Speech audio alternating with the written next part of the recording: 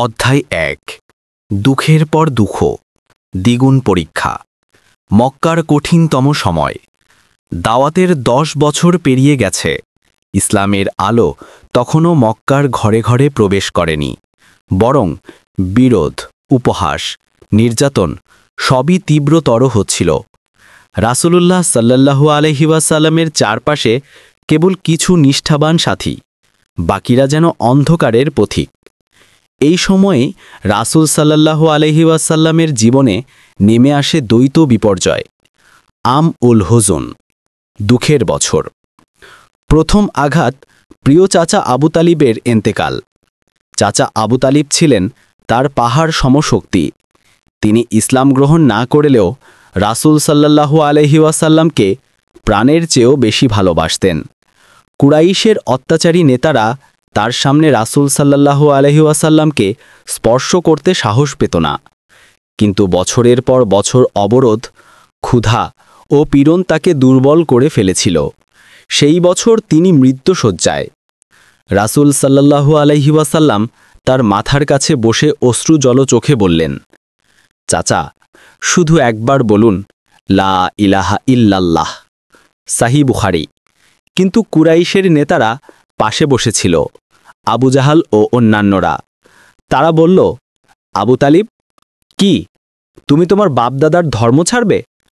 আবু তালিব দ্বিধায় পড়ে গেলেন, আর শেষে তিনি তার গোত্রের ধর্মেই মারা গেলেন। রাসূল সাল্লাল্লাহু আলাইহি ওয়াসাল্লামের চোখ ভিজে গেল, তবু তিনি ধৈর্য ধরলেন।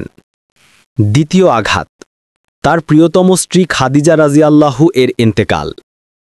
খাদিজা রাদিয়াল্লাহু এর ছিলেন তার প্রথম সঙ্গী, প্রথম বিশ্বস্ত, প্রথম আশ্রয়। পাহাড়ের মতো দাঁড়িয়ে থাকা এক নারী, যিনি প্রথম দিন থেকেই দীপ্ত হাসি দিয়ে বলেছিলেন, আল্লাহ আপনাকে কখনো অপমান করবেন না। তিনি চলে গেলেন মৃত্যুর দুয়ারে। রাসূল সাল্লাল্লাহু আলাইহি ওয়াসাল্লাম তার বুকে মাথা রেখে কাঁদলেন। দুই মৃত্যুর পর কুরাইশের অত্যাচার শত গুণ বাড়ল, কারণ তারা জানত এখন আর রাসূল সাল্লাল্লাহু আলাইহি ওয়াসাল্লামের কোনো রক্ষক নেই। অধ্যায় ২ তাইফের পথে যাত্রা, আশার আলো। মক্কায় দাওয়াত প্রচার কঠিন হয়ে পড়ছিল, তাই রাসূল সাল্লাল্লাহু আলাইহি ওয়াসাল্লাম সিদ্ধান্ত নিলেন তাইফে যাবেন। সেখানে ছিল শাকিফ গোত্র, সমৃদ্ধ, শক্তিশালী, মর্যাদা সম্পন্ন। যদি তারা ইসলাম গ্রহণ করে, অন্তত সমর্থন দেয়, তাহলে দাওয়াতের নতুন দরজা খুলবে। রাসূল সাল্লাল্লাহু আলাইহি ওয়াসাল্লামের সঙ্গে ছিলেন তার দাসমুক্ত সাথী যায়েদ ইবনে হারিসা রাদিয়াল্লাহু। সকালবেলায় তারা মক্কা ত্যাগ করলেন। উষ্ণ মরুভূমির বাতাসে তার গায়ের চাদর দোলছিল, কিন্তু তার দৃঢ় মুখমণ্ডল বলছিল, আমি দাওয়াতের পথ ছাড়ব না। পথে রাসূল সাল্লাল্লাহু আলাইহি ওয়াসাল্লাম ক্লান্ত হলেও থামলেন না। কেউ যদি জিজ্ঞেস করে, আপনি কি ক্লান্ত হন না? তার উত্তর হতো, আমি মানুষের দিশা চাই, নিজের আরাম নয়।